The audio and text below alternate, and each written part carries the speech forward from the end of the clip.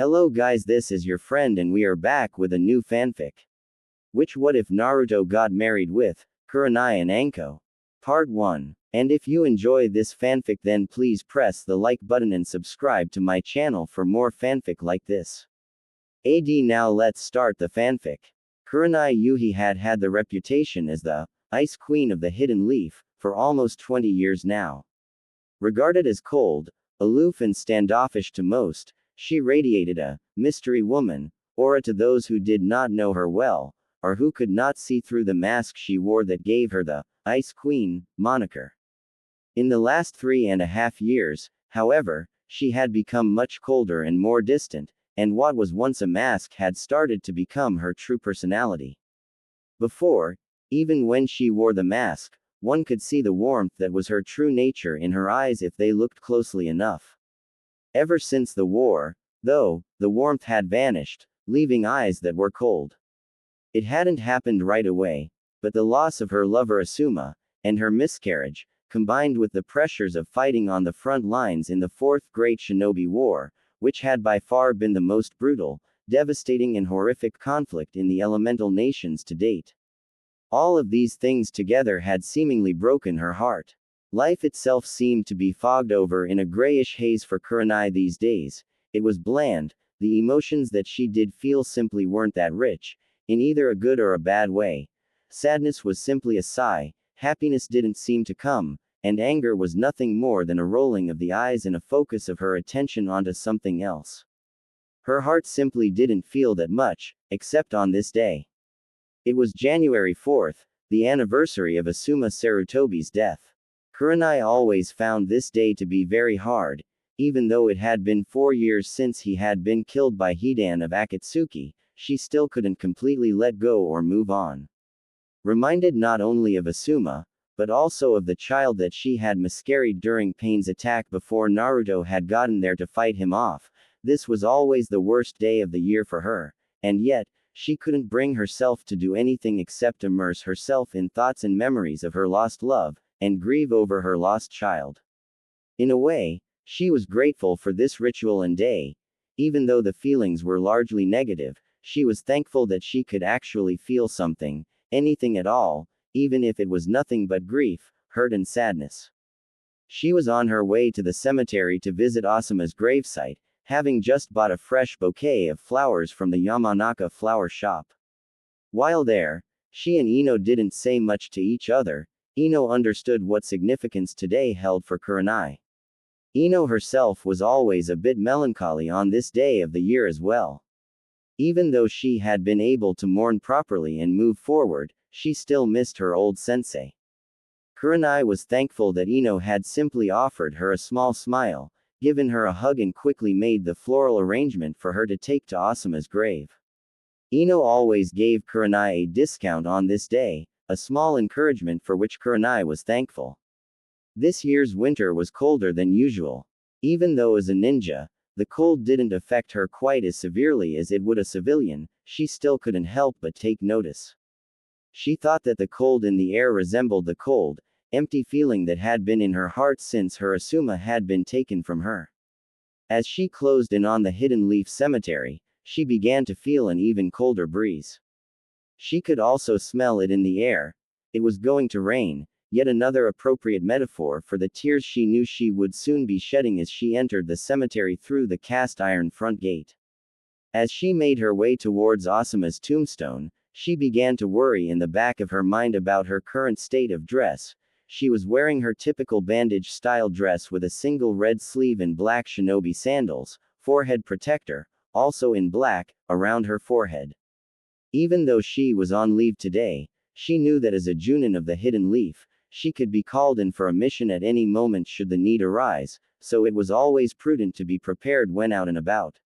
Not knowing if she'd have the emotional strength to come back to this place if she left now to get some rain gear, she decided that she would simply endure what would undoubtedly be a very cold rain while going through this yearly ritual of remembrance.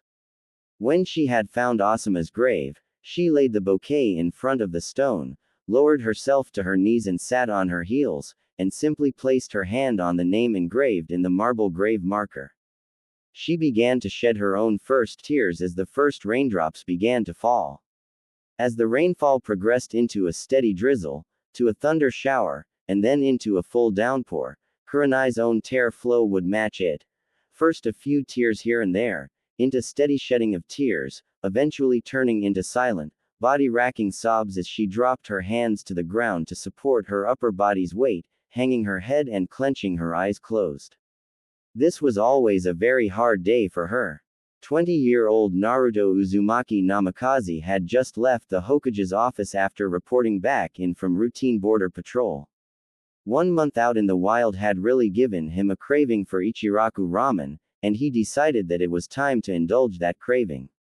It had started to rain about an hour or so beforehand, the perfect weather in which to enjoy a piping hot bowl of broth and noodly goodness. He found himself thankful that he had put weather-resistant seals into his crimson with black flames sage cloak. In addition, he had also placed seals into the cloak that would warm his body and dry him off if he activated them, each of the seals with their own chakra storage seals so that the cloak could perform this task without him having to concentrate on it. Naruto had to admit that the last several years had been good to him. His 3-year training trip with Jiraiya he would call the best years of his life. His growth as a shinobi, and as a person had been absolutely staggering during this period. Jiraiya had not only helped Naruto with his education and training, but he had also taught him 2 other important lessons: espionage and intelligence gathering, and the importance of having sources of income other than ninja missions, which could always dry up during periods of peace and low activity. Not even Tsunade knew that Jiraiya had shown Naruto how to build his own spy network and develop his own methods of gathering intel. Jiraiya had also taught him how to invest in and build businesses while living the lifestyle of a shinobi. Naruto was now intensely grateful for the investment lessons that he received, as he now owned several highly successful businesses that made him rather wealthy. His gratitude was increased by the fact that since the war ended, ninja were not in as high demand as they were when things were a little more tense between the nations. Missions weren't as plentiful anymore, and even high-level Junin had to take what they could get, which was mostly C ranks with the occasional B rank mission thrown in. A- ranks were few and far between, and S ranks were almost unheard of anywhere these days.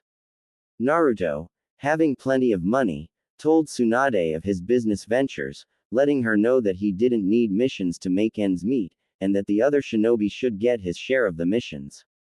This, of course, did not excuse him from his annual shift of border patrol, or from clients asking for him specifically, although this rarely happened as Naruto's services went at a premium. He was one of 2 S-rank ninja in the village at the present time, the other, of course, being Tsunade, and of the 2, Naruto was by far the stronger. It wouldn't be long now before Naruto would be named Hokage, and he was currently being trained by Tsunade for the position, which he would officially receive within a year's time. Naruto found himself reflecting on his relation to the village that was his home over the years. He had started as the village pariah, the child whose existence nobody even wanted to acknowledge. Icy stares and whispers are what he received as a kid. Most times, he would be kicked out of stores, or overcharged for goods, many store owners making it clear that he wasn't welcome in their store. Of course, the pranks that he used to pull didn't exactly help his case, either, but he only turned to mischief because people didn't acknowledge his existence in the first place. He simply created an environment in which he would be impossible to ignore. Things got better once he became a shinobi. It took a while, but people started to look at him differently when they watched his performance in his first Chunin exam. He had begun to earn the respect of his peers and their senseis when he defeated Kiba Inuzuka in the final exam preliminary round. He began to earn the respect of the rest of the village when he defeated Neji Hyuga in the finals. He was respected even more so once word began to spread about his defeat of Gaara in his full Shukaku transformation, and more still when the story was told that it was he who brought Tsunade back to the village to be the 5th Hokage. Respect had turned into hero worship when he had defeated Pain and saved the village. His loved it at first, but it began to get old fairly quickly, particularly when he began to notice certain things. Everyone now wanted to be his new best friend, which of course he didn't mind, being that he could befriend just about anyone anyway. It was when girls and even some women who hadn't even given him the time of day, or had even been cruel to him before all of this, all of a sudden became fangirls of his that he started to see how shallow hero worship was. He was made even more aware of the shallowness of the village as a whole when people who had ignored him, or even kicked him out of their stores or called him cruel names as a kid began to come up to him as though it had never happened, and they would tell him things like, "I always knew you were a great kid." The hero worship and fangirl problem became even worse when he was given a field promotion from Genin straight to Elite Junin during the war, and his heritage became public knowledge. When the village learned that Naruto, now considered one of their two greatest heroes, was in fact the son of Minato Namikaze, the other of their two greatest heroes, they responded with thunderous applause and wild cheering. This continued hero worship had, of course, increased even more after he had destroyed Madara and Sasuke Uchiha, ending the Fourth Great Shinobi War and bringing about final victory for the Shinobi Alliance. Even through all of this, the village itself had acted as though they had never done Naruto any wrong in his lifetime. He never received a single apology for any abuse or cruelty that he'd had to endure as a child, and even up to his mid-teenage years, while Naruto was very forgiving, it bothered him that the village seemed to be rather averse to taking ownership of and responsibility for its wrongdoings. Even amongst the shinobi that he was close to and worked with in the Leaf, there were very few that truly knew him. Among the civilian populace, the Ichirakus were the only people that did. They had been the only ones who had been able to see through not only Naruto's label as the demon boy, but through the mask he used to wear to keep himself shielded from the pain that he felt as a child from the isolation that was forced upon him. They had been the one constant throughout the years. He knew that he could always count on the two of them if he needed a place to go, even just to take the mask off for a while. If he was grateful for anyone in his life, it was definitely old man Tuki and his big sister figure Ayame. Among his comrades, Shikamaru was probably the only person in his age group that truly knew Naruto well, and that was only because he was able to make very astute observations that others missed. Of course, when he confronted Naruto about this, Naruto freely opened up and admitted to him that the only reason that he never shared real things about himself before was because, with the exception of Konohamaru and Iruka, and by extension Hanabi and Anko, nobody ever asked. The Ichirakus, of course, didn't have to ask, as he never hid anything from them anyway. He had simply accepted the fact that people simply weren't interested in getting to know him. They thought they already had him figured out, whether he was the demon boy or the village hero, people had an idea of him, and in all the years his peers knew him, none of them had bothered to try to find out who he really was, and that's what irked him most of all. This truly was a shallow village he lived in, but it was his home, and he loved it all the same. He would protect it until his dying breath. This line of thinking helped him to turn his thoughts to those people that made the village his home more than anyone else. Konohamaru, of course, knew Naruto as well as Shikamaru did, because he had actually taken an interest in his surrogate big brother's life. Konohamaru had been dating Hanabi Hyuga for a little while now, and Hiyashi, seeing a way to get Hanabi out of having to brand her with the caged bird seal, spoke with the two of them, letting them know his thoughts and, with the approval of both Konohamaru and Hanabi, setting up an official betrothal contract for the two. They were to be married by April of next year. This, of course, caused Naruto to get to know Hanabi a lot better, as they were with him at his house quite a bit, and Hanabi came to see Naruto as a big brother herself. Iruka, of course, always took an interest in his surrogate little brother's life, and when Iruka had started seeing Anko Mitarashi, she began to get to know a completely different Naruto than she had previously thought him to be. She became a big sister figure to him as well, also spending a lot of time in each other's homes, as Naruto had them over quite a bit, and once they were married and they had bought their own house, they had Naruto over quite a bit as well.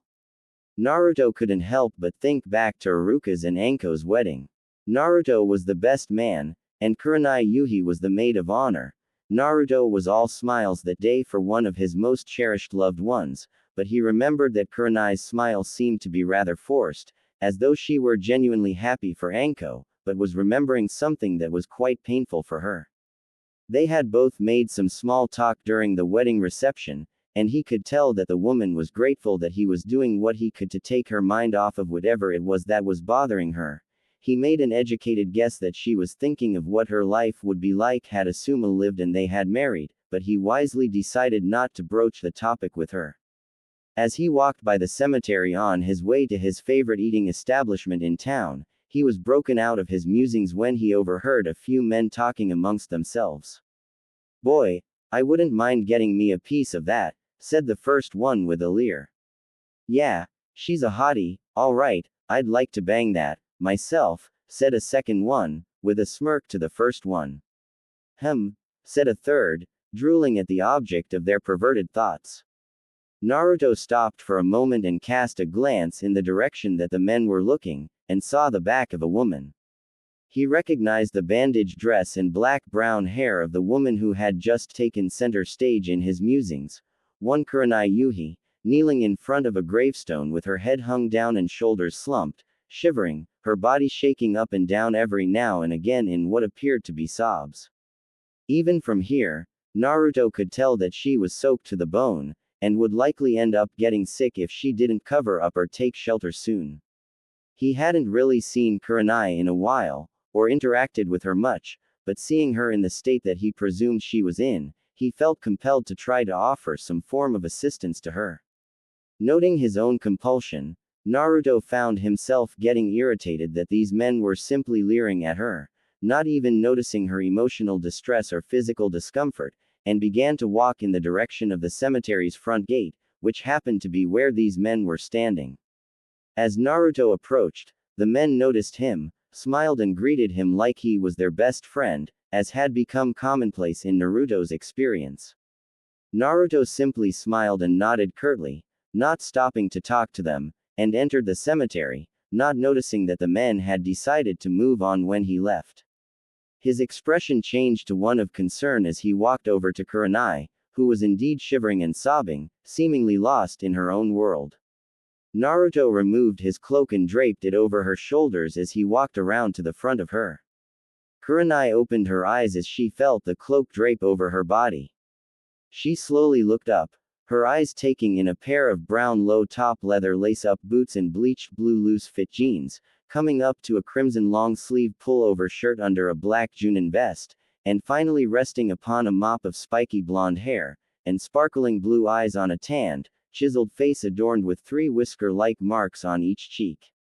Recognizing Naruto Uzumaki Namikaze, she blinked a couple of times as those beautiful cerulean blues looked at her with great concern, seemingly wishing that they could ease her pain or even take it away completely.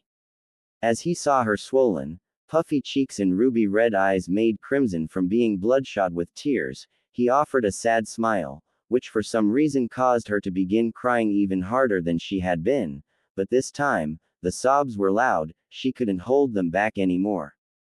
Kurenai leaned forward, sobbing loudly into Naruto's shirt, her arms grasping at his Junin vest. She eased into him even more as Naruto's arms simply wrapped around her, his right hand gently holding the back of her head through her hair, his left hand gently rubbing up and down her back as she cried into him, releasing everything she was feeling. After a few moments, she eased into him even further, wrapping her arms around his body, clinging to him, continuing to sob into his chest, Naruto continuing to rub her back and keeping his hand in her hair. While doing this, he made shushing noises to calm her, and spoke softly, reassuring her that he would remain with her for as long as it took to let all of her grief out. After a few minutes of this, by the time Kurenai had cried herself out, she pulled back from him, regaining her composure before looking up at him and giving him a grateful smile. "Thank you, Naruto," she said quietly, her voice somewhat hoarse from sobbing. "You're quite welcome," he responded with a warm smile of his own. She smiled at his thoughtfulness, causing him to respond, "Kurenai, do you want me to give you some space for a while?" At this, Kurenai took a moment to collect her thoughts enough to respond to him as she said, thank you, again with a grateful smile. Naruto released his hold on her, Kurenai doing the same.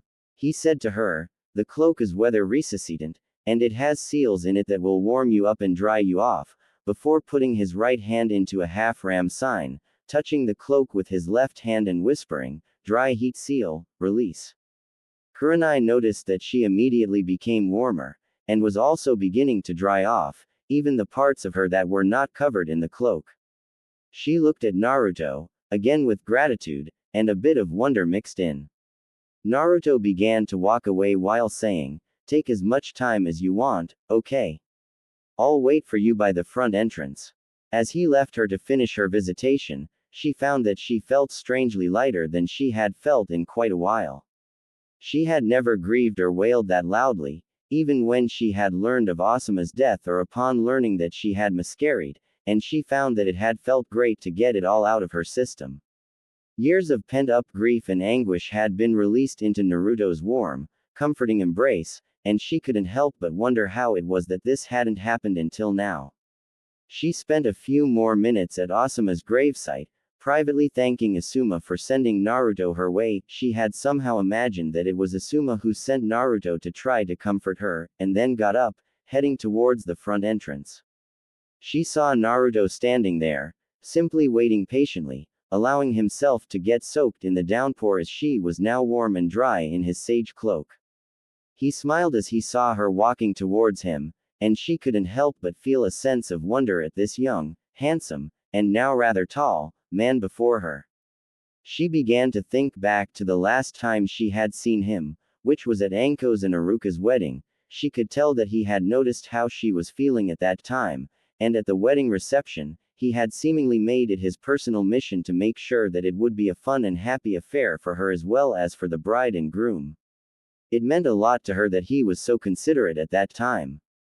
He was at least a good 6 to 7 inches taller. He had to be at least 6 feet 3 inches to her 5 feet 9. His hair was in the same style as his father's, spiky blonde up top, extending down to the bottom of his neck. As his face had matured, he resembled his father more and more. In fact, many had thought that he was the spitting image of his father, taking away the whisker marks. It was also easy to see that he had matured mentally and emotionally in the past 4 or so years since coming back from his training trip with Jiraiya. His voice sounded close to his father's as she remembered it, but Naruto's timbre was slightly lower. She also noticed a spark of wisdom and intelligence in his piercing gaze, along with sadness and pain, indicating that he had matured beyond his years, and that his maturation had not been easy. As she pondered this, she realized that in all the time she had known him, that she really didn't know him. All she knew were what the public already knew, as well as what the rumor mill spread. Naruto brought her out of her reverie as he asked, all set? Kurenai smiled and nodded, responding, yes, thank you for loaning me your cloak, Naruto, as she began to remove it to return to him. Naruto walked up to her and placed his hands over her own, gently pulling the cloak closed once again on her slim, lithe form. She looked up at him in confusion, to which he responded with a smile, Kurenai, I will not allow a lady to be soaked in the rain, or made to be uncomfortable if it's within my power to prevent it. At this, her confused frown became a surprised smile as she simply responded with a light blush, well, thank you, Naruto. Not at all, responded Naruto with a warm chuckle. He continued, so where can I escort you to? As they walked out of the cemetery and began to follow the road, Naruto walking alongside Kurenai, letting her dictate their direction. Well, I was just going to head back home, Kurenai admitted. Please, lead the way, said Naruto graciously. As they were walking, Kurenai's face began to pull itself into a happy smile. She began to talk to Naruto, so where are you coming from, Naruto?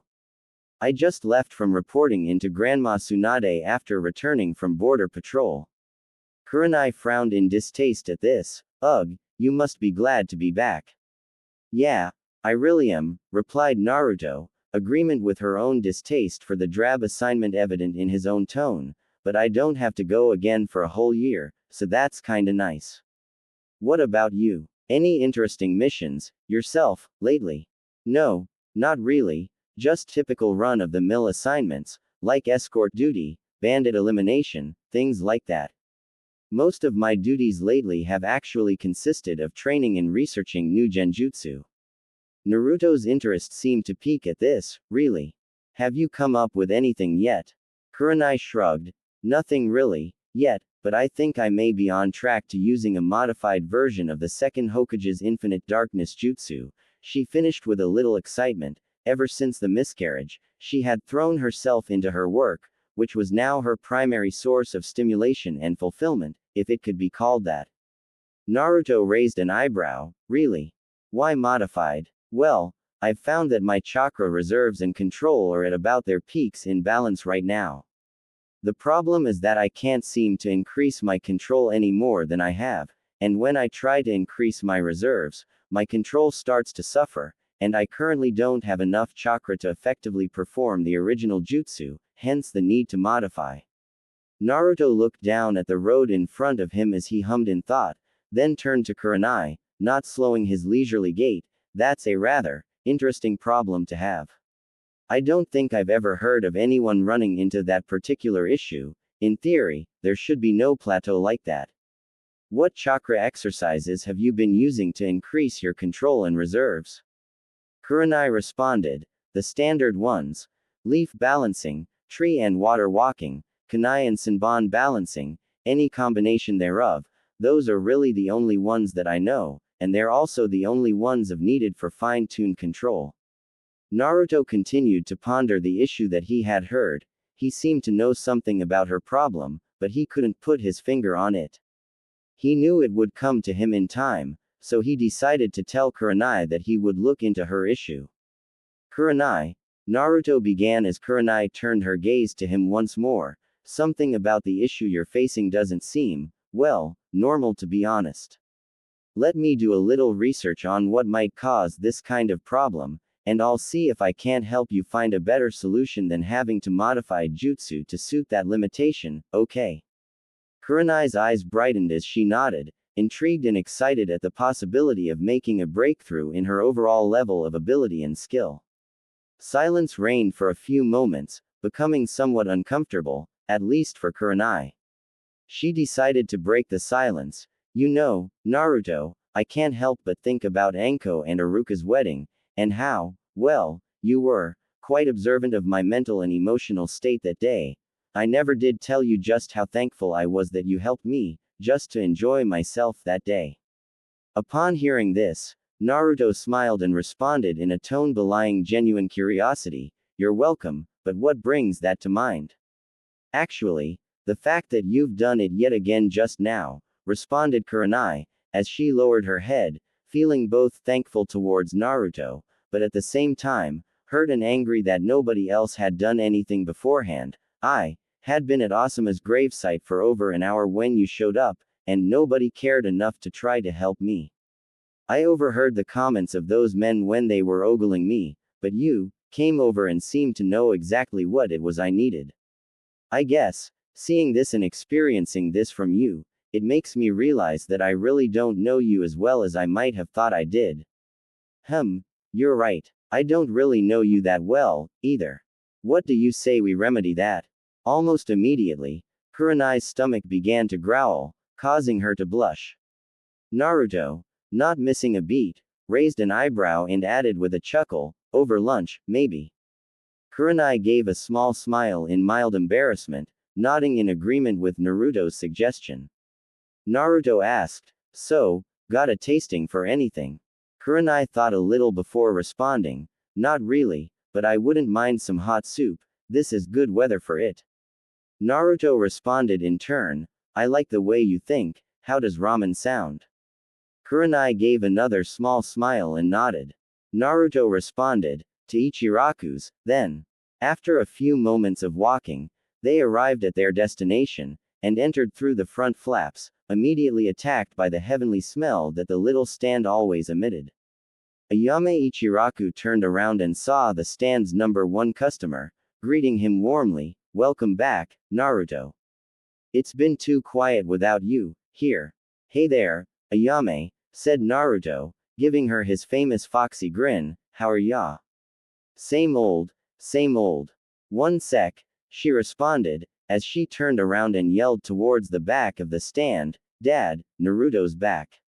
Tsuki Ichiraku came back out of the stock room, grinning upon seeing his favorite customer. Hey, Naruto. It's great to see you again, son.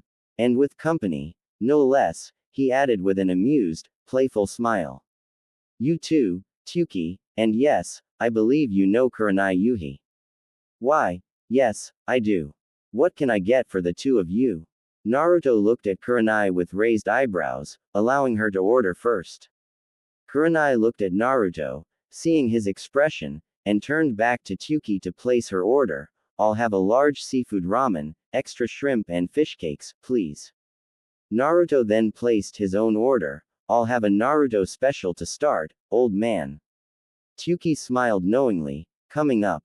Kurenai looked at Naruto with a single raised questioning eyebrow. Naruto special. Naruto grinned somewhat sheepishly as he responded, yeah, extra large bowl of miso ramen with 2 boiled eggs, double barbecued pork, fish cakes, beef, chicken, sprouts and a lobster claw. I order it so much that we just made a name for it. He added with a chuckle, I personally think Tsuki should just add it as a menu item, but he has yet to take that leap. Kurenai giggled in response to this, giving a slightly larger half smile. Fair enough, maybe we can create a Kurenai special today, She finished with a warm laugh. Naruto brought his hand to his chin in an exaggeratedly thoughtful gesture, with an equally exaggeratedly thoughtful frown. And what would be in the Kurenai special? Naruto turns to Kurenai, hands in front of him, palms facing outward and down, gesturing to imaginary ingredients on the counter as he begins his lecture on how to construct a special ramen dish. Okay, we have to start with a base, at which Kurenai began to engage in some interplay, responding, okay, so you mean we start with a broth or stock? Naruto smiled as he began some interplay of his own, correct. The Naruto special, for example, has a base of miso and beef broth. So, what would the Kurenai special's base be? Responded Kurenai, as she looked off in an exaggeratedly thoughtful expression of her own, and responding after a few moments, I believe that a shrimp, lobster or even a vegetable base would best suit the Kurenai special. At this, Naruto took on a genuinely thoughtful expression, as though trying to envision how a mix of these might taste. I wonder, what about a mix of shrimp and vegetable stock? Kurenai wore a bemused smirk as she responded, that actually sounds pretty good. Naruto, still in thought, added, I must admit I also find myself wondering what shrimp broth and miso might taste like together. Both of their musings were interrupted by the soft clink of a small platter being placed on the counter by none other than Tsuki. On the platter were 6 small sample-sized cups of broth, separated into pairs, which caused Naruto and Kurenai to both raise an eyebrow in confusion at the ramen chef. Tsuki answered the unspoken question with a smirk, well, since you're both wondering how certain combinations might taste mixed together, I thought I'd let you actually taste them. He pointed to each pair of sample cups as he identified them, shrimp and miso, shrimp and vegetable, and for laughs, shrimp, vegetable and miso. He looked back up at them, so, taste each and let me know what you think. Naruto and Kurenai both picked up their respective cups of shrimp and miso first. Naruto knocked it back, swishing it around in his mouth to get a good feel for the flavor before swallowing. Kurenai sipped hers a little more slowly, smacking her tongue against her palate in order to help her concentrate on the flavor. Both Kurenai and Naruto nodded in approval at the combination, and they tasted the other 2 samples in the same method. When they were done, Kurenai spoke her mind, I believe that the shrimp and vegetable base would best suit the Kurenai special, as the miso, while very good, overpowers the other 2. I envision the Kurenai special with a lighter flavor. At this, Naruto and Tyuki nodded in approval of her judgment. Naruto continued with the lesson. Excellent. Okay, we have the base, and of course, the noodles go without saying, but how about the toppings? Kurenai answered without missing a beat. Shrimp, lots and lots of shrimp. And then fish cakes, scallops, crab legs, a lobster claw, some bean sprouts, and a bay leaf as a garnish. Naruto raised a curious eyebrow. Kurenai continued after catching her breath, looking at Naruto dead in the eye while wagging a finger in emphasis, and presentation of the dish is very important in the Kurenai special. The dish must be a work of art, perfectly symmetrical. The lobster claw should stand against the left side of the bowl, and the crab legs should line the remaining edge. The bottoms of the crab legs should be surrounded by the shrimp in a wraparound fashion.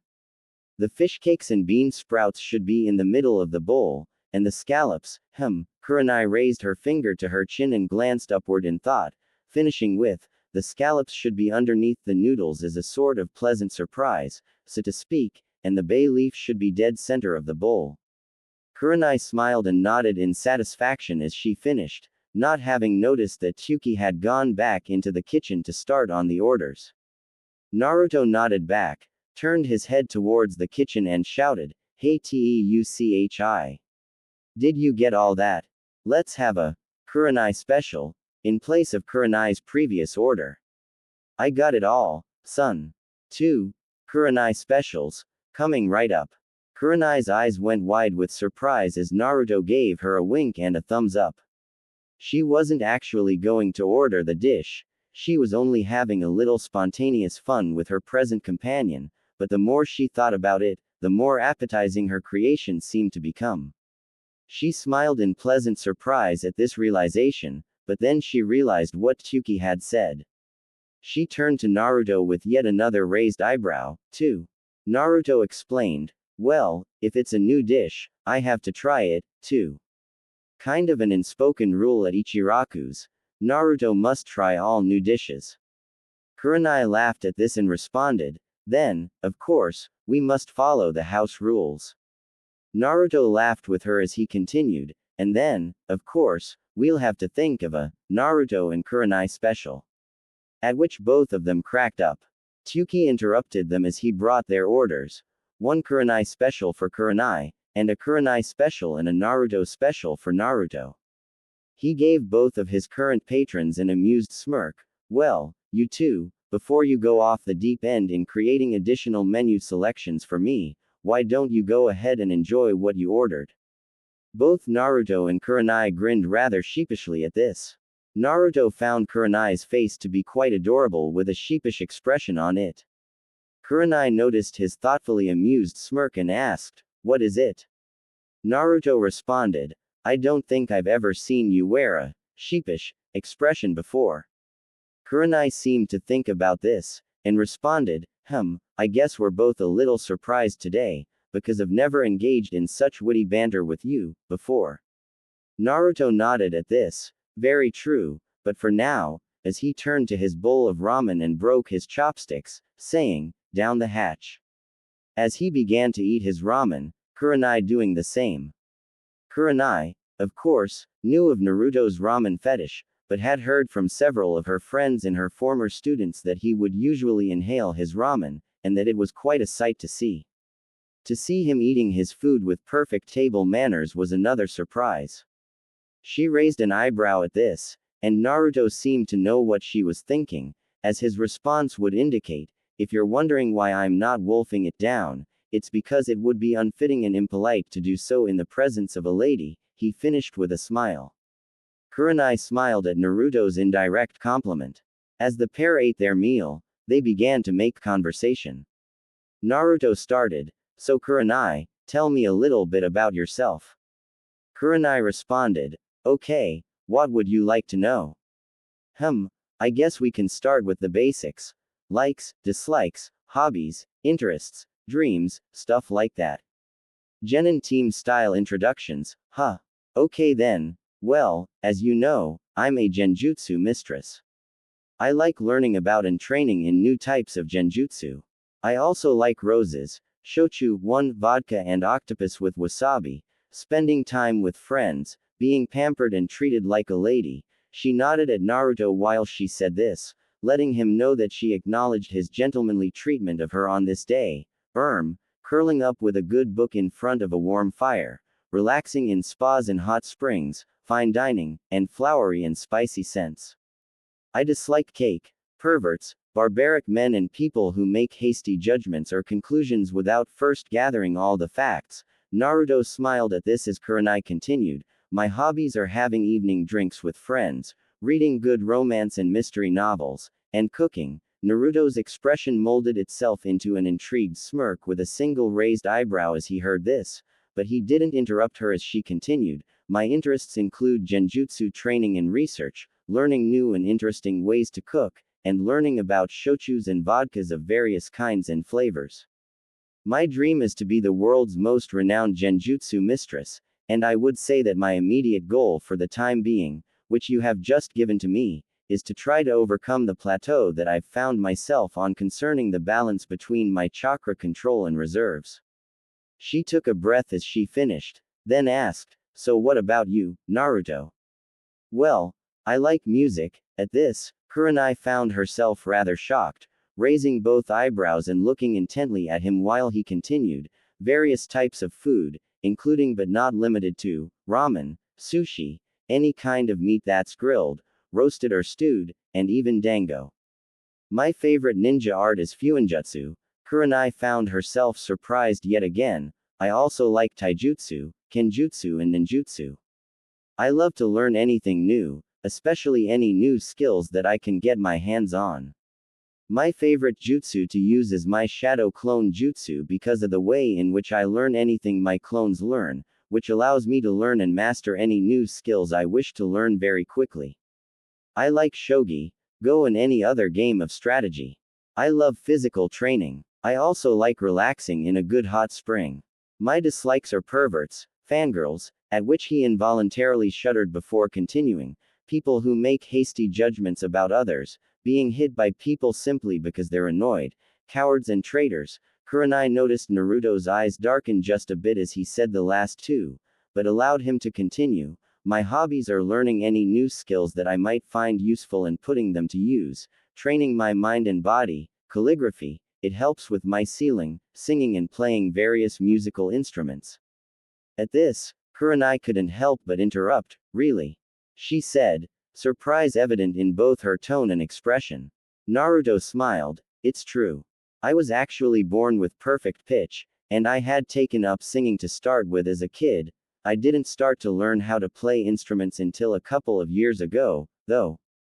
Kurenai smiled, both intrigued and excited about this new discovery she had just been given as she responded, you'll have to sing for me, sometime, then. Naruto gave an embarrassed chuckle, we'll see, he responded before continuing, now, where was I? Ah, yes. Some of the skills I've picked up are gardening, architecture, carpentry and construction. Kurenai's eyes grew wider and wider as he continued listing off several of his hobbies, cooking, interior design, basic tailoring, and blacksmithing. My interests are researching and developing new skills for my fuinjutsu, learning various fighting styles to add to my own, whether kenjutsu or taijutsu, finding new and more effective ways to break or counter genjutsu, which is actually something of a little project that I'm working on, one that I wouldn't mind your help with. Now that I think about it, Kurenai nodded in understanding as he continued, and learning the various political, economic and social aspects and goings-on within the village and the land of fire. My dreams, Naruto paused to close his eyes and sigh, and then continued in a more subdued tone of voice, my dreams are to be the world's greatest sealmaster, to be Hokage, so that I can help build a better world than we currently live in, and to hopefully find that special someone and start a family with her, he finished with a smile. Kurenai couldn't help but smile wistfully as she listened. They had each finished their respective meals during the course of the conversation, continuing to make small talk. Kurenai eventually posed the question, so what instruments do you play? Naruto answered, I can play any type of guitar, any piano or keyboard, drums and most percussion instruments, the flute, the pan flute, tenor and alto saxophone, harmonica, the violin, the trumpet, horn, and trombone, those are the ones I've mastered so far. Kurenai was once again astounded. Those are the instruments you've mastered. Naruto simply smiled and nodded. What I like to do is use shadow clones as my own band while I sing songs that I like. And what kinds of songs do you like? I like to play most types of rock and jazz. I also like some folk and classical type easy listening.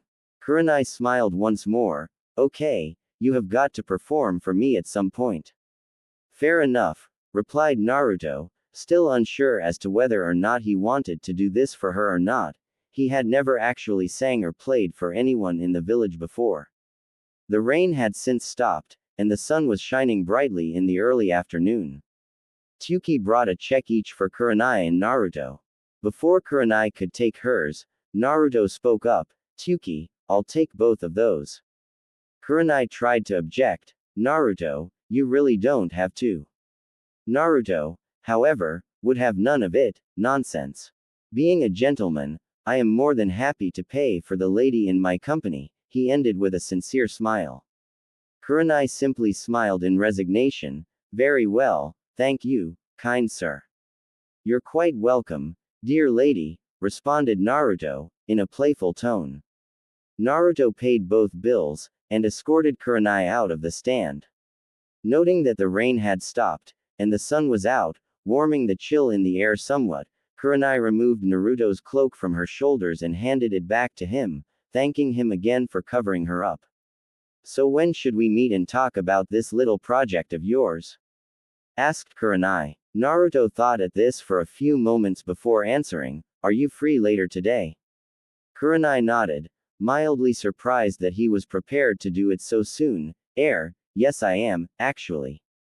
Naruto continued, do you still live at the same place? I haven't moved in over 10 years, if that's what you mean. Okay, I know where you live, then. I'll come by your place at around, is 4 okay? You don't have to do that, Naruto. I can just meet you at a training ground or the library or something. That's not the problem, the issue is that all of my research is in my library at home, and it's not exactly portable, and, if nothing else, I can make us dinner after we're done. Naruto, you don't have to go to all that trouble, said Kurenai in mock annoyance. Naruto smiled knowingly and simply nodded, replying, it's no trouble, Kurenai, remember, I like to cook just like you do. Kurenai began to open her mouth to respond, and then curtly closed it, nodding with a smile, okay, then. I'll see you at 4. You bet. Until then, dear lady, have a wonderful afternoon. Thank you, kind sir. I will be sure to. She said with an exaggerated yet genuine smile as she walked away, waving goodbye.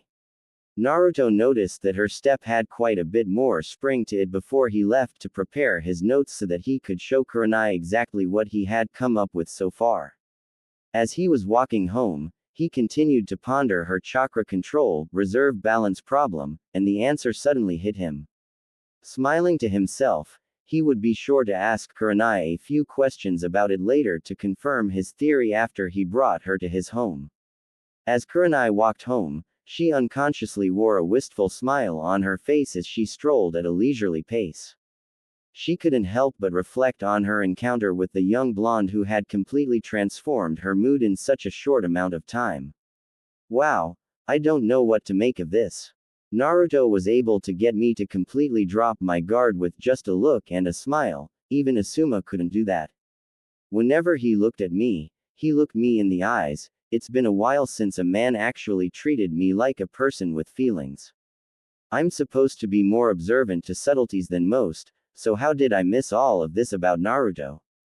A lot of things really kind of make sense, now that I think about it. His fights against Kiba and Neji in the Chunin exams all those years ago, the way he was able to help Yakumo, and the way he believed in me as teammate sensei.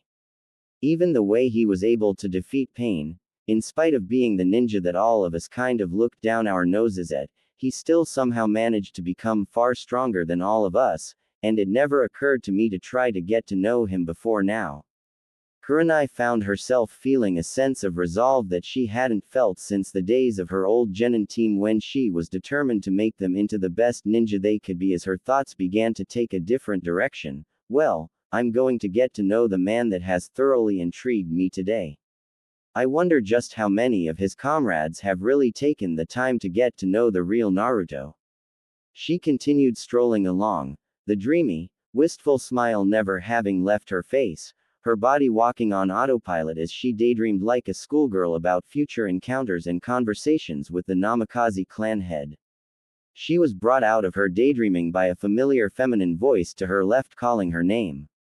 As she stopped and blinked to collect her thoughts and her bearings, she turned her head in the direction of the voice to see Ino standing in the door of the Yamanaka flower shop. She hadn't even realized that she had walked in this direction. She smiled again as Ino walked towards her. When Ino got close, she stopped and asked with some concern, "So, did everything go okay?" Kurenai nodded with a genuine smile. "Yes, Ino, everything went fine.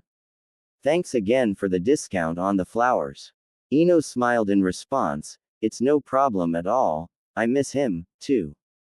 Kurenai's smile became a little sadder, but it never left her face. "Yeah, but that's over for now, so let's enjoy the rest of the day, shall we?" she asked, with a brighter smile as she finished. Ino frowned in thought, raising an eyebrow in bemusement, which was evident in her tone. "Kurenai, you do seem a little happier than usual," she said, leaving an open door, hoping to bait Kurenai into sharing why she seemed to be acting a bit out of character at the moment. Kurenai, still feeling rather wistful, didn't seem to notice this, and began to take the bait. She said, looking up and around with that same wistful smile and glazed over look in her eyes. "I guess you're right, I do feel happier than I've felt in a while," as she turned her gaze back to Ino. Ino narrowed her eyes suspiciously at Kurenai, causing her to raise a confused eyebrow. Ino grabbed Kurenai's wrist and pulled her into the shop, towards the back. When she had dragged Kurenai back far enough to be able to have a private conversation, she let go of Kurenai's wrist, turned to face her, and with narrowed eyes and a sly grin on her face, she said, "Okay, spill." "Huh?" asked Kurenai, genuinely confused. Ino continued, "Who is he?"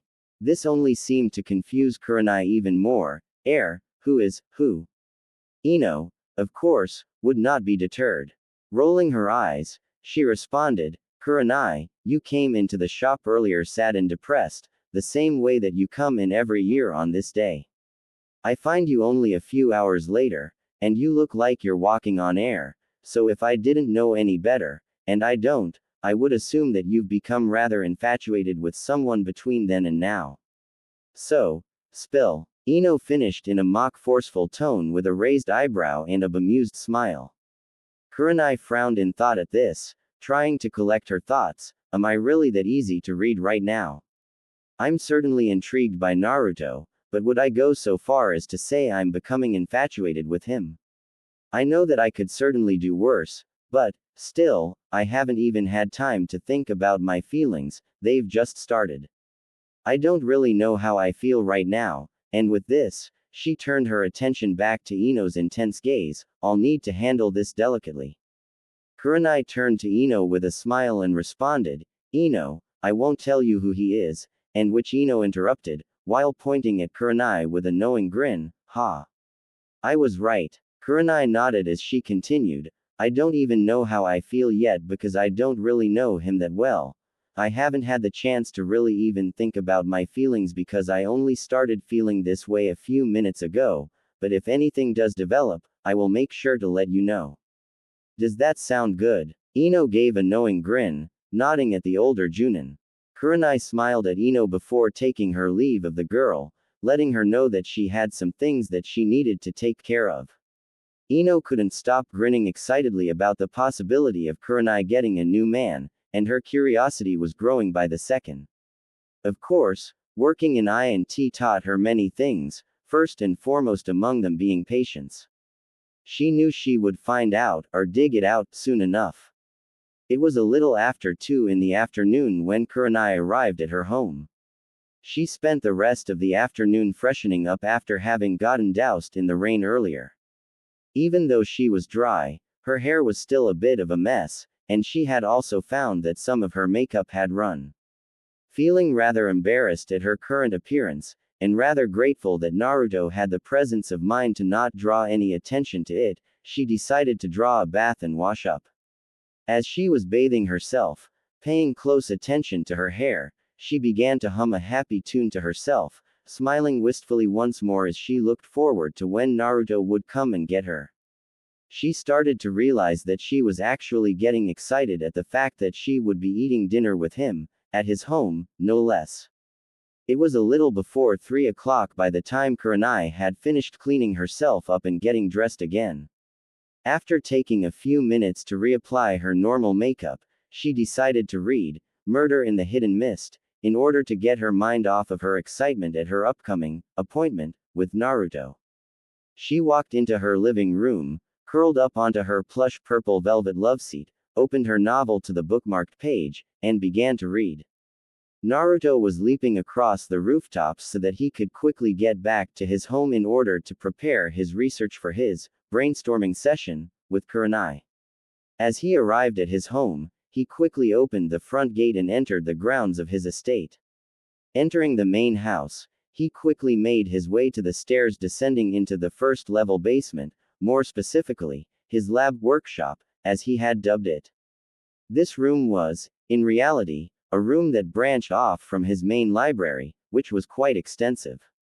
The workroom itself was actually a decent-sized room, with a sizable desk, 2 long tables that he used as workbenches, all of which were a few feet away from the walls, as each of the 4 walls in the room had 2 8 feet by 20 feet whiteboards mounted on it, the room's single door in the middle of 2 of the whiteboards being the only feature distinguishing that wall from the other 3. The whiteboards, fortunately, didn't need too much organizing, as Naruto kept the details on them in good topical or sequential order.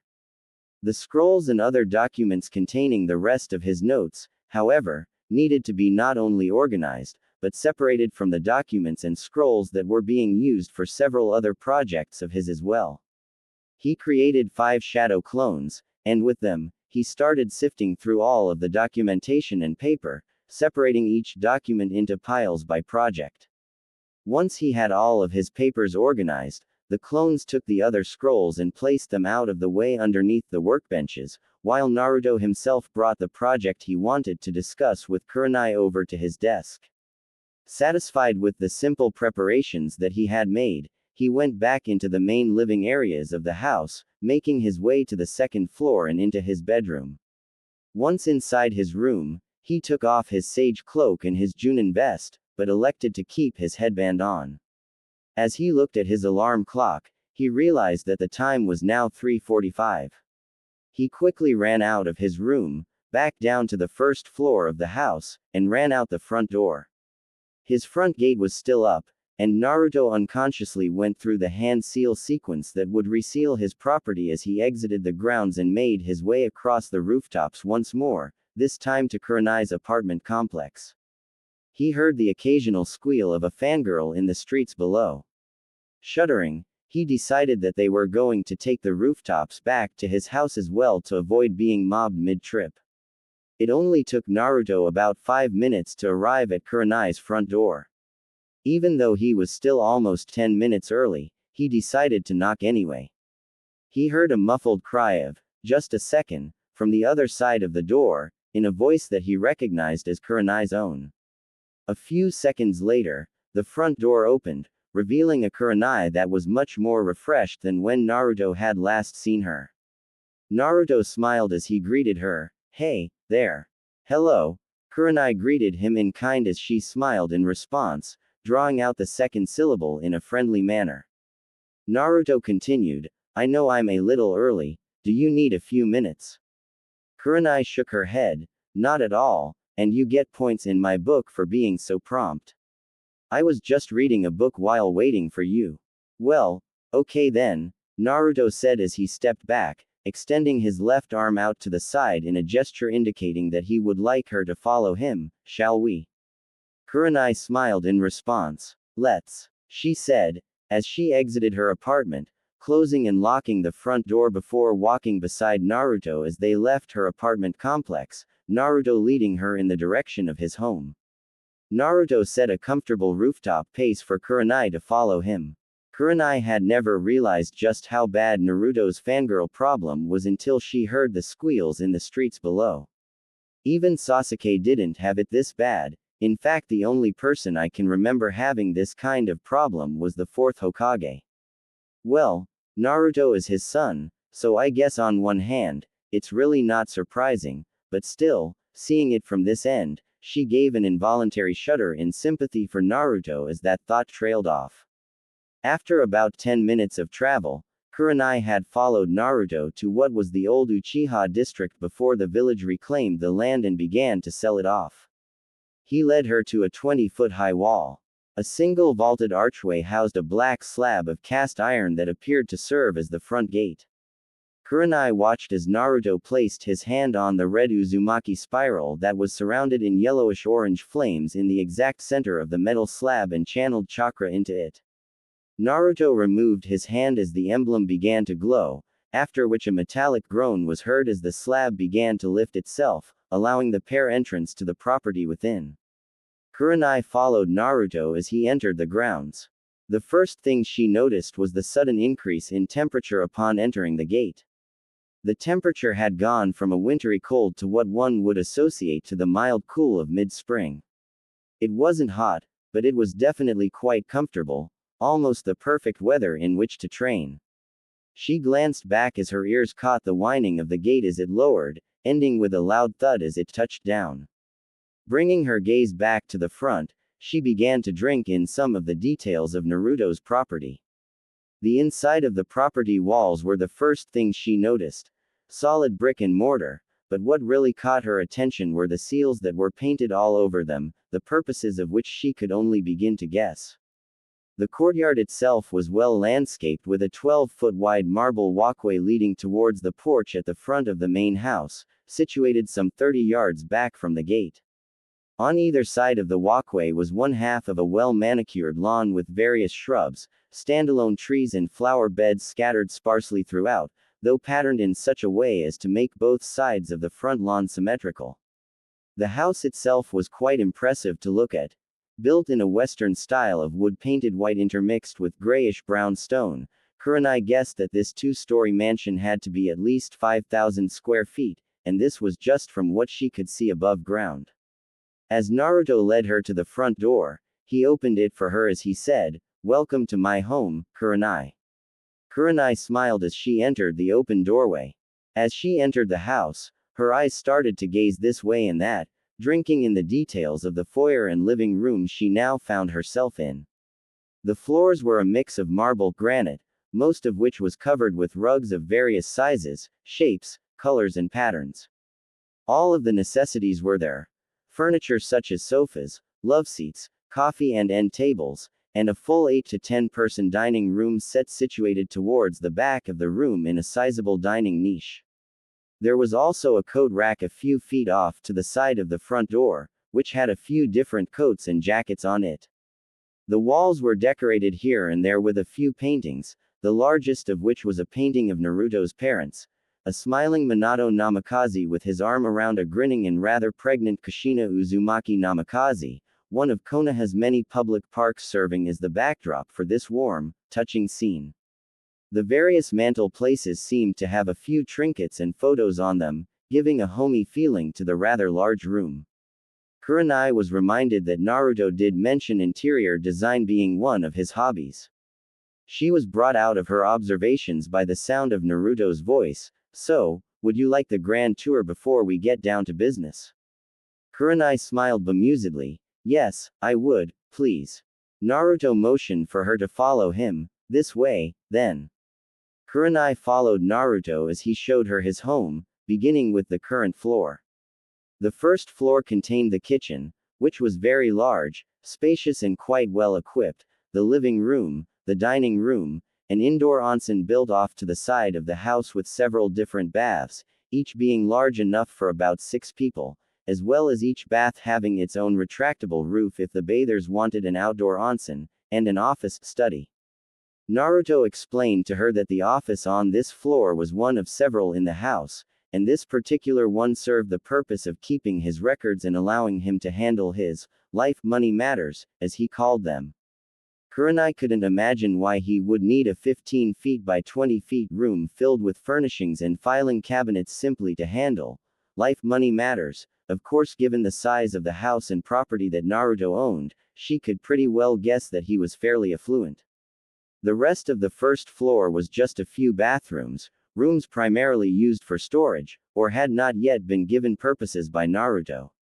Naruto proceeded to lead her to the second floor, which housed several guest bedrooms and corresponding bathrooms, as well as the master bedroom, bathroom suite, the ornateness of which astounded Kurenai. The floor of this room was covered in what appeared to be carpeting made of various animal furs. The walls were painted on a soft medium tan, accompanied by soft lighting, giving the room an alluring, almost romantic air, as though this would be Naruto's little piece of heaven on earth. The dressers with their accompanying vanity mirrors and nightstands were all made of or framed in solid oak, which Naruto had explained had come from the richer parts of the Land of Fire's forests. The bed, she noticed, was also quite large, easily capable of fitting several people comfortably, having an oval shape, and covered in crimson silk sheets and high-quality comforters, matching the crimson velvet drapes which outlined the windows, and were currently drawn back to let the day's natural light bathe the room. After seeing all of this, Naruto led her towards the walk-in closet, and allowed her to look inside it. Though quite spacious, she noted that most of it was empty, as it had been built for two rather than one. Seeing that there wasn't much else to look at in the closet, she turned her attention to the master bath. The size of the bathroom, as well as the magnificence of the fixtures, caused Kurenai to gasp in awe. Inside the bathroom was a stand-up shower big enough for two, with an outcropping allowing for the occupants to sit while showering. There were also several water jets on the walls, allowing for shower massage in addition to the main shower head. There was also a bathtub that was large enough for two occupants, complete with whirlpool jets to turn the bathtub into a jacuzzi. On the wall opposite the shower stall and bathtub, were the toilet, the seat of which appeared to be quite comfortable, but other than that, was largely without any features of particular notice, and two separate his and hers sinks with corresponding vanities and medicine cabinets, all surfaced with polished marble. The floors and walls were covered in lavish tile, patterned in a mixture of pearl white, sky blue and lime green. Naruto led Kurenai out of the master bathroom once he saw that she was starting to drool. He led her out to the balcony of the master suite, pointing out the grounds on the sides of the house and in the back, all of which was visible from the balcony.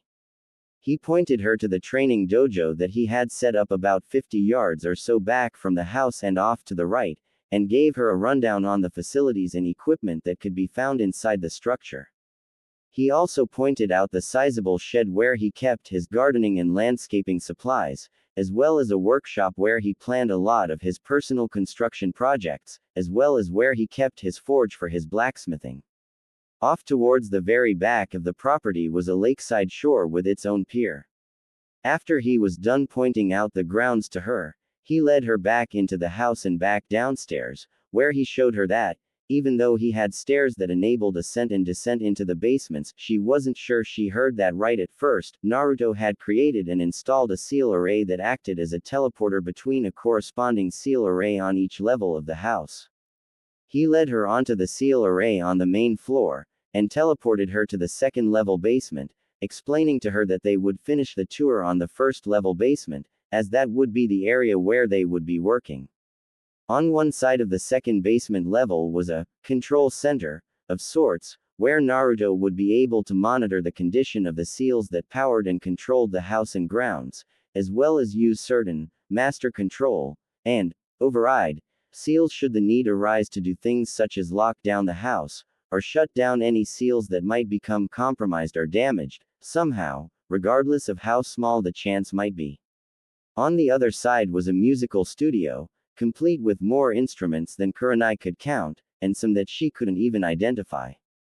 On top of this, it was set up with a full array of professional quality auditory equipment, microphones, speakers, amplifiers, soundboards, all connected in a complex web of wires, and even a recording and direction booth. It was quite extensive. Kurenai was amazed by the vastness of it all. Even Naruto's informing her of his mastery of various instruments could not prepare Kurenai for what she was currently seeing. Naruto brought her out of her daze as he led her to the seal in order to come to the final stop on the tour, the first level basement directly above them. This level consisted of a library, which was quite vast, seeming to rival the village's main library, if not in size, then certainly in the amount and depth of content and subject matter that it contained.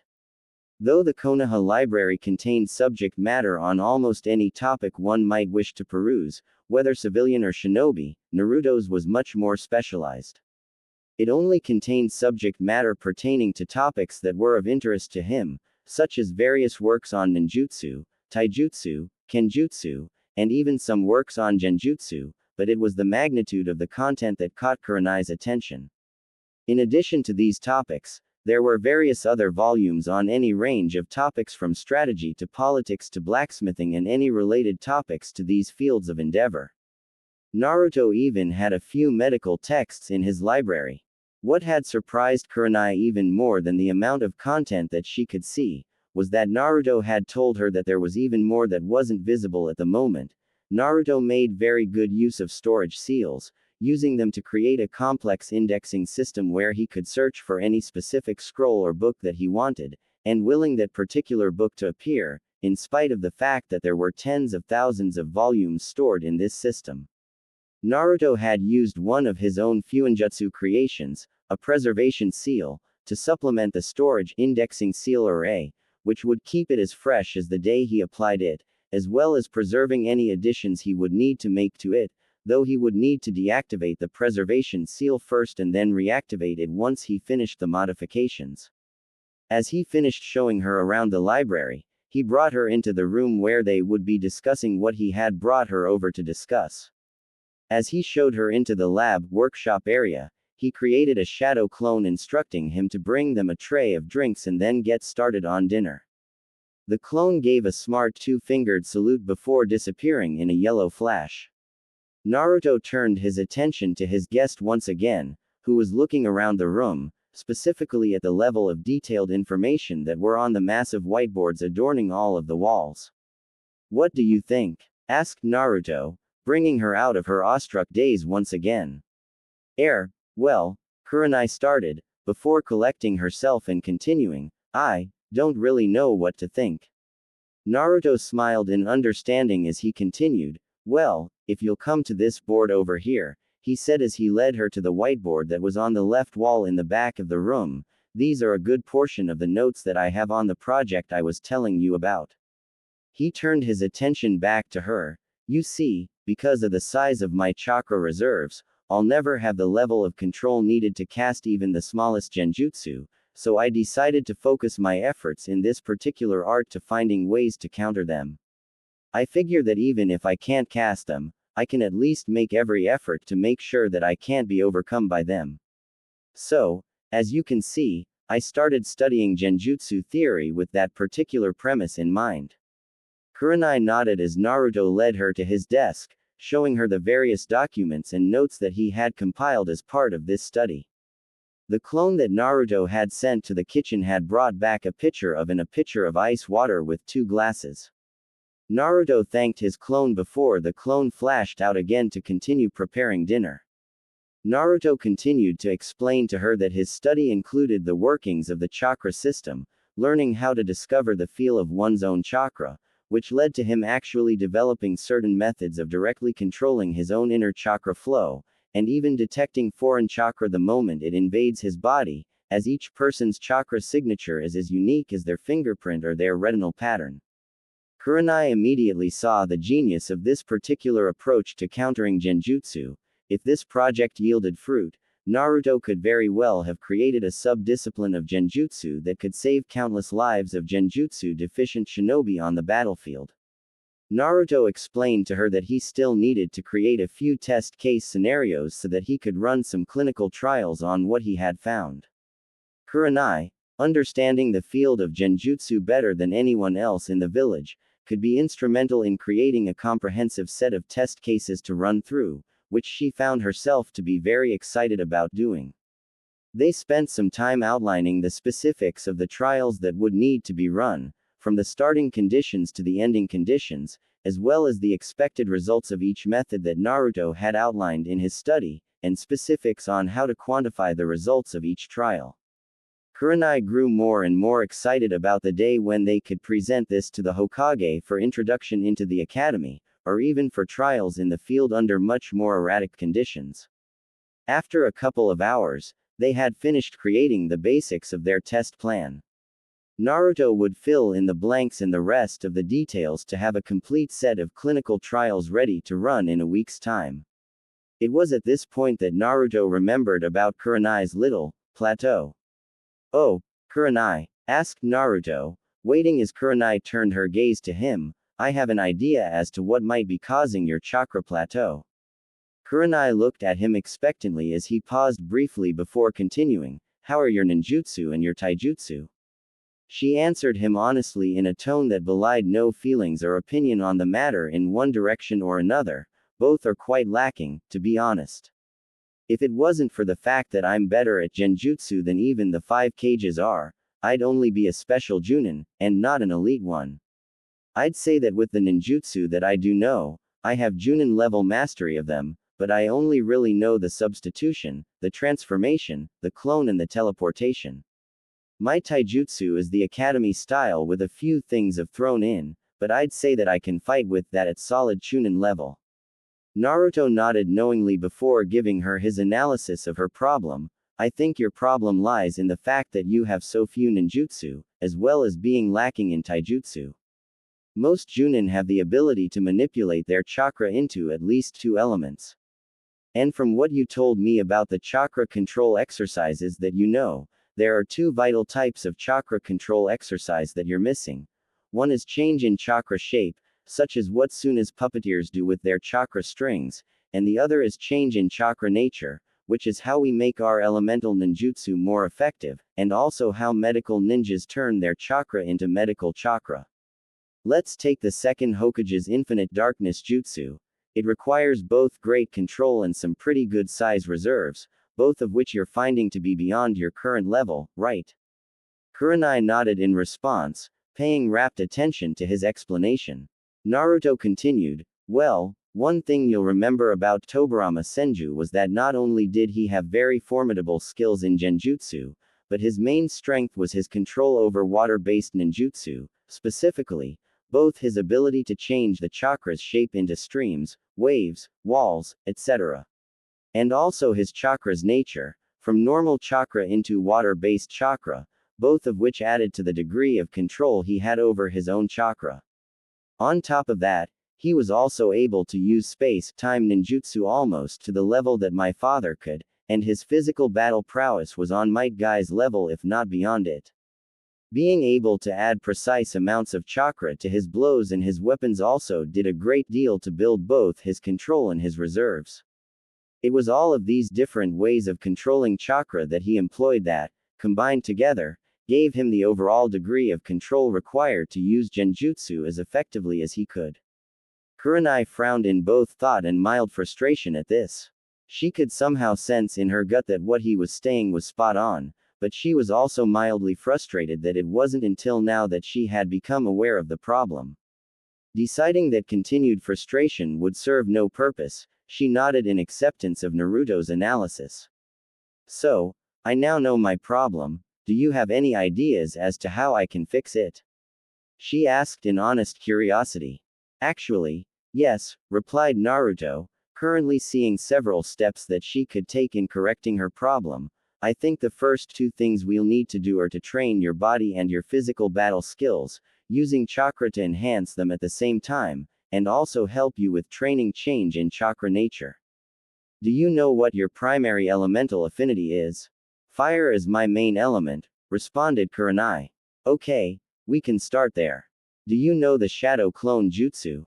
"No, I don't." "Well, all you need to do is create this hand sign." He showed her the cross-fingered hand sign for the shadow clone jutsu, and pump as much chakra as you can into it. Since you already have Junin level reserves, you won't have to worry about chakra exhaustion on your first attempt. Kurenai placed her fingers together as Naruto had demonstrated, molded as much chakra as she could, and shouted, "Shadow Clone Jutsu." To both their surprise, 15 clones of Kurenai came into existence. Naruto looked at the original to see that she was panting slightly. In a tone showing how impressed he was, he said, "Very good, to get it on your very first try like that. It says a lot about the chakra control you have already, and it looks like this is about your safe limit at the moment. Remember what I said about shadow clones sending their experiences back to the user. What you're going to do is create about 5 shadow clones at a time right now, and use them to train your fire manipulation, while we train your body and give you more options with armed and unarmed combat, while also working on adding chakra to your physical combat skills." Kurenai smiled, somewhat tiredly at this, as she nodded, thankful that Naruto would take the time to help her as she would to help him. Naruto told her to go ahead and dispel her clones, as since they hadn't taken the time to learn or do anything, she could safely dispel them without a backlash. She did so, feeling some of her chakra returning to her. As she dispelled them, Naruto's clone came back in to inform them that dinner was ready. Naruto nodded in thanks, at which the clone dispelled, giving Naruto its memories of preparing some broiled fish and rice with a vegetable stir-fry, as well as some octopus with wasabi, and 2 chocolate parfaits for dessert. Naruto smiled at this, knowing Kurenai would be delighted at tonight's meal. Before heading up to dinner, however, Naruto took the time to work out a rough training schedule for him and Kurenai over the next week before they would be adding the clinical trials for Genjutsu countering into the mix, which only took a few minutes. After this was done, Naruto motioned to her as he said, "Well, are you ready for dinner?" She smiled and nodded, "Yes, I am. I'm actually quite hungry." "Well, then let's go eat," he responded with a smile as he led her to the teleportation seal and brought her back to the main level. Once they got to the main level, the smells of delectably prepared dishes flooded their senses, causing their mouths to water. Naruto led Kurenai to the dining room table and pulled a chair out for her, allowing her to sit down. As Kurenai looked at the spread, she gasped audibly and grinned from ear to ear as she noticed her favorite dish among them. She allowed Naruto to prepare her plate, which included a portion of every dish at the table. As he put it down in front of her, he also poured her a small glass of vanilla-flavored vodka, causing her to smile even more. "Naruto, thank you so much. You didn't have to do all this," she responded in a tone that once again belied her gratitude. Naruto simply chuckled and smiled, "Hey, it's no problem at all. I'm glad to do something like this for you." After Naruto quickly prepared his own plate, he took the seat to Kurenai's immediate right at the round dining room table. They both gave a quick blessing and began to savor the meal before them, Kurenai at times closing her eyes and moaning at the overload of sensations that her taste buds were currently experiencing. "Naruto, this is wonderful." "Well, thank you. I'm glad you think so," as the chef never gets tired of compliments to his cooking, he responded jovially, enjoying both his meal and the opportunity that he was taking advantage of to entertain a first-time visitor to his home. As they ate, they began to talk, getting to know each other more.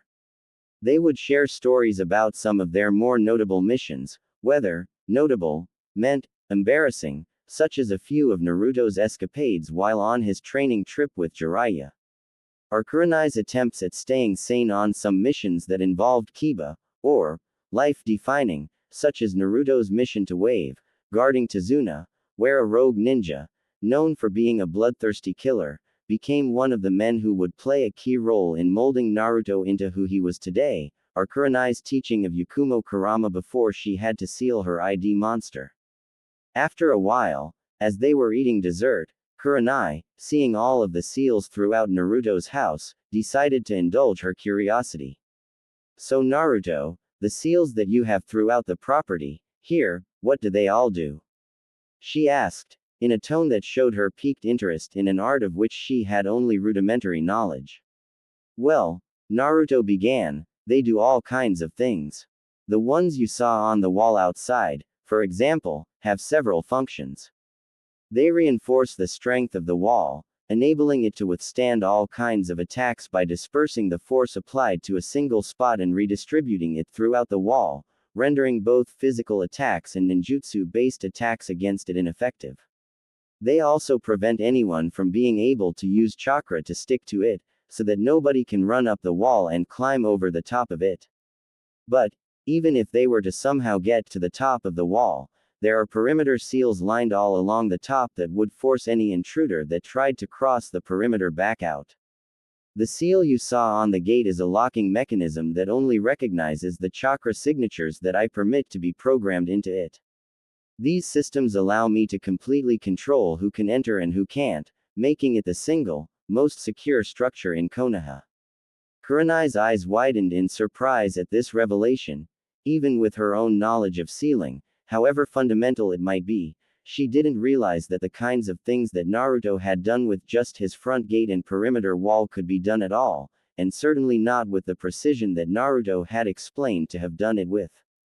Naruto continued, there are also some environmental control seals that I can use to regulate all kinds of environmental factors on the property, temperature, humidity, wind speed, precipitation, you name it. Kurenai's amazement at what Naruto could do using seals grew as Naruto continued to explain, now in the house, I've created several different other types of systems. He pointed to some of his appliances that were in sight of the table, and to several spots on the walls. You notice these seals, here?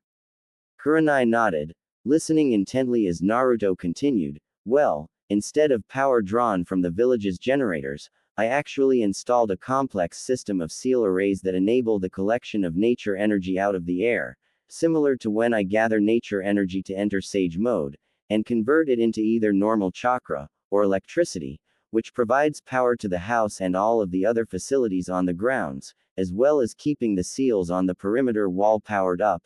As they are always on, they need a power source to draw from. Kurenai's amazement could not be any more pronounced than it currently was. So many questions entered her mind about this obscure ninja art that Naruto had somehow taken to mastering, but as they were going as fast as they were coming, she decided to voice the ones that mattered to her the most. So, is there more that you can do with Fuinjutsu? Naruto responded with some enthusiasm, oh, believe me, what I've told you, it's just the tip of the iceberg. You can do just about anything with seals. Fuinjutsu is far and away the most versatile, most flexible, and most dangerous ninja art out there. It can do anything that any other ninja art can do, even taijutsu and kenjutsu. Kurenai raised her eyebrows in surprise at this, and it can do an infinite number of things that none of the others can do. As powerful as I am now, the only type of opponent I'd ever fear facing would be another sealmaster. Kurenai simply sat there in shock, reflecting on what Naruto had just admitted to her. Naruto's respect for Fuinjutsu as a leading authority on the subject was not lost on her, and the idea that he would fear facing another sealmaster in battle, when he had faced down and beaten opponents such as Pain and Madara Uchiha, without fear, gave her a whole new level of respect and fear for the art, while also piquing her curiosity and interest in learning more. In the back of her mind, she started mulling over the idea of asking Naruto to take her on as an apprentice so that she might learn more of this art than she currently knew, which admittedly wasn't much. Naruto continued after a brief pause, breaking her out of her musings once more. Oh, one point of interest is that I was able to create a method to counter the caged bird seal of the Hyuga branch family. Really? Asked Kurenai with surprised curiosity. I know that Hinata always wanted to abolish the caged bird seal. Naruto's eyes seemed to darken when she mentioned Hinata's name, which did not go unnoticed by Kurenai. Kurenai narrowed her eyes at this, a thoughtful frown adorning her soft features. Oh, I'm sorry, Naruto. Naruto gave a weak, understanding smile. No, that's okay. It's not your problem, it's mine. Kurenai's frown deepened at his response. She took a moment to study him, looking into his eyes. She was surprised at how much they revealed to her. The same pain, isolation and loneliness that she had seen in a young, undersized genin with Naruto's face several years ago, but there was something different about it this time. It might have just been her experience with these same feelings in the last 4 years or so, but for the first time, she was about to understand and empathize with him. In a moment of boldness, she decided to ask the uncomfortable question, "Do you need to talk about this, Naruto?" Naruto brought his gaze up to her, actually meeting her eyes. Looking into them, he realized that behind those mesmerizing ruby orbs was a woman who seemed to really know how he felt. He had caught the word need, as opposed to the word want, in her question. He could tell that she knew he didn't necessarily want to talk about it, but he truly did feel the need to. He hadn't talked about this with anyone except Hiashi, and that was only because Hiashi brought it up with him in order to persuade him to try to fix the issue. Naruto sighed. "Yeah, I think I do," he began as he took a breath to compose his thoughts, trying to determine where exactly to begin. "Hinata's been a particular sore spot for me ever since the war." He frowned before continuing, Kurenai simply waiting quietly for him to continue at his own pace, giving him her undivided attention. He finished collecting his thoughts and proceeded, "I just can't help but wonder how someone so warm and caring could become as cold and as heartless as she has. When we started our relationship, even though we were in a war zone where anything could happen, we were happy at first. As she started to change, it hurt me so much. I was watching it happen, and I couldn't do anything to stop it, and Kami only knows, I tried. I know she wasn't well respected in camp. Even Hiashi and Hanabi didn't treat her with any respect as a comrade, and it finally just got to be too much for her, you know." Kurenai nodded, her face having saddened at the question. Like Naruto, she had also tried to turn her from that path, ironically pointing to Naruto as the example to follow. Hinata, however, for the first time, when looking at Naruto, instead of being inspired, lost faith, believing that she would never have his strength. She had finally been overwhelmed and broken by the coldness and seeming hatred directed at her from her supposed comrades in the camp, as well as from her own family. What entered her heart afterwards was frightening, and became the cause of nightmares for many. Naruto continued, "I tried to encourage her, let her know that I was there for her. It was like, I don't know, like she just decided to allow herself a little taste of hatred, and when she did, it was like she just enjoyed the feeling, she just seemed to exult in it, and she even became proud of it after a while. It was almost like watching Sasuke all over again. It's actually what caused our relationship to end, and she just got worse from there." Kurenai, knowing exactly what Naruto was talking about, took a moment to interrupt his thoughts. "You know, I saw the same thing you did. I loved her like a daughter. The truth is that I still do, but her growing coldness and hatred just made having any kind of loving and positive relationship with her impossible. She and I don't talk anymore, either, for the very same reason, and I was so angry with her after I heard about what she did to Hanabi." Naruto closed his eyes and nodded sadly, remembering the first time Konohamaru brought his new fiancée over to his home, in the wheelchair that she had to spend most of her time confined to. It was Konohamaru who had told him that Hanabi had suffered her injuries at Hinata's hands. Hanabi could not walk now without the assistance of either a walker or someone she could lean against for support, and even then, she could only do it for short periods of time before vertigo and dizziness would get the better of her. She could no longer mold chakra properly without severe pain, she would never be able to fight again, and these injuries were untreatable, the damage had been too extensive to repair completely. She was little more than a cripple, now, and it was painful to see. While Naruto's thoughts were occupied with Hinata's journey into darkness, Kurenai thought back once more to the times where she had tried to steer Hinata back to who she was, and the one point that seemed to stand out more than any other in her mind was Naruto's example. This brought her thoughts to the times that she had watched the tall blonde whose company she was now enjoying. She remembered watching his fight with Kiba in their first Chunin exam preliminaries, completely writing Naruto off as the loser in the fight, only to watch as, beaten, battered and bloody, he continued to stand back up, again, and again, and again. He just would not stay down, and in the end, he won the fight, shocking everyone there, except Kakashi, and strangely enough, Asuma, now that she thought about it.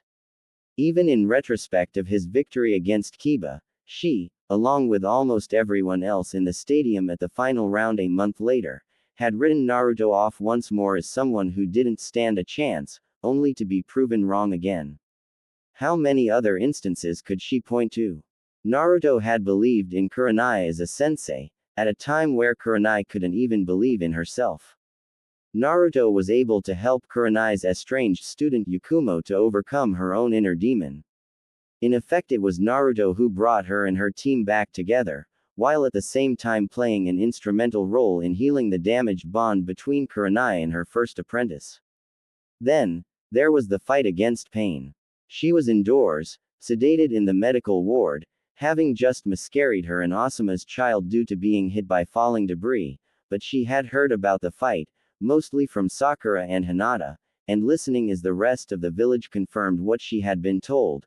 Naruto had defeated an opponent who had not only never lost a battle, but whom the Hokage herself could not touch. She had seen Naruto around a few times after that, but it was always in passing. Even with his random outbursts of hyperactive joy, he never looked truly happy to her, even being worshipped as a hero, the only exception being when he and Hinata first decided to become involved with each other, and even that was short-lived as Hinata's descent into hatred and callousness began. Through it all, whether he was labeled as the village pariah, the village idiot, or the village hero, he always had the same look in his eyes, the same look he had right now: pain, isolation, loneliness, at least with regards to when he was reminded of his past. But, somehow there was more. Seeing the same eyes any time she looked into a mirror in recent memory, Kurenai could see that he was still quite lonely. Naruto? Asked Kurenai, in an effort to get his attention. Naruto abruptly came out of his reflections as he blinked and turned to her. Yeah. Do you still talk with any of the Konoha 11, or your old senseis?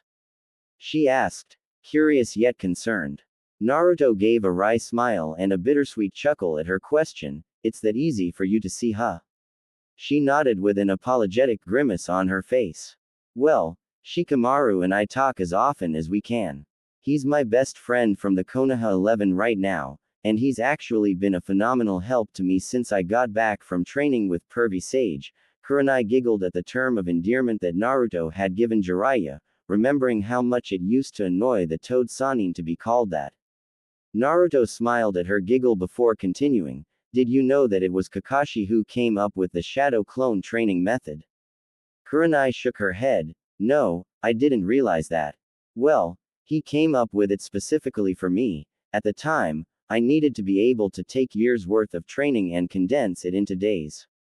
I had learned that I was a wind type, and Kakashi was training me in how to change the nature of my chakra into wind chakra. It would take a lot longer for me to master than most, because my ungodly huge chakra levels inhibit my control like you wouldn't believe. Naruto sighed as he knew this could drag a while if he didn't get to the point. Well, long story short, I mastered the training, and used it to create my wind style, Rasengan, and wind style, Rasenshuriken. Well, even though I was recognized as a powerful ninja, I was still considered a moron by just about everyone. While we were on the front during the war, Shikamaru requested that I be transferred under his command. He remembered some of the harebrained, on-the-fly battle plans that I would come up with when he and I were on missions together, and he had remembered Kakashi's training of my chakra nature.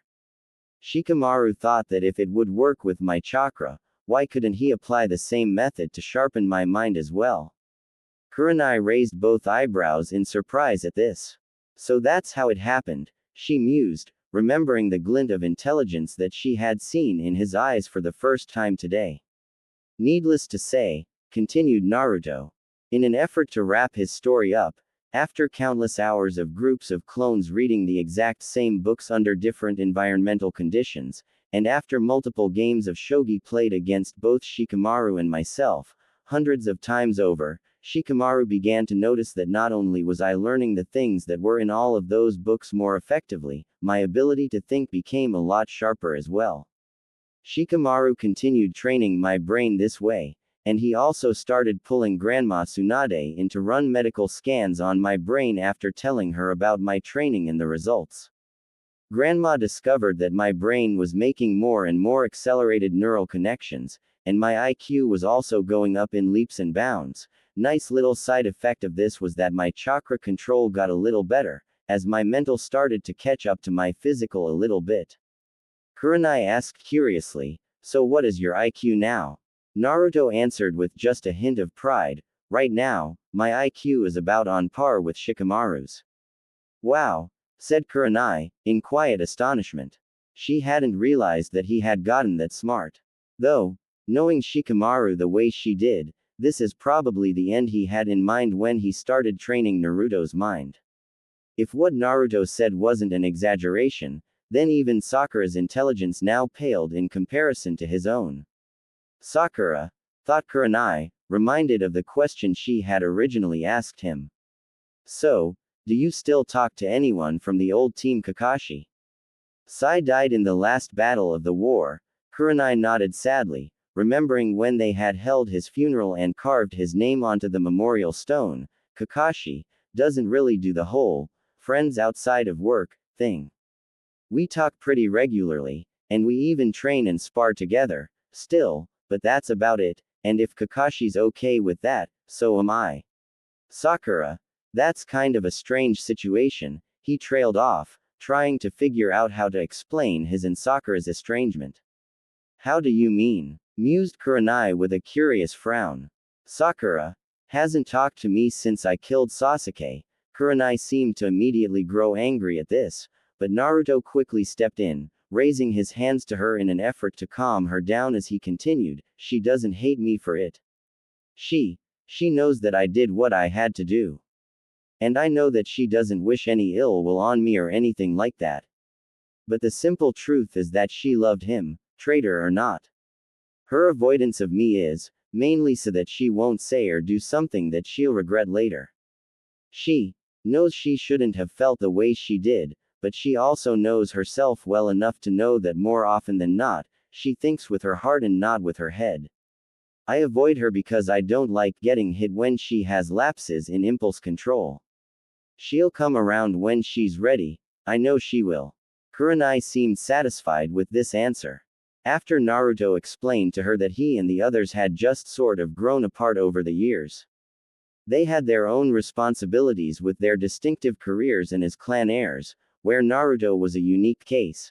He was a clan head, not a clan heir, and he was Konoha's only sealmaster as well as the Toad Sage.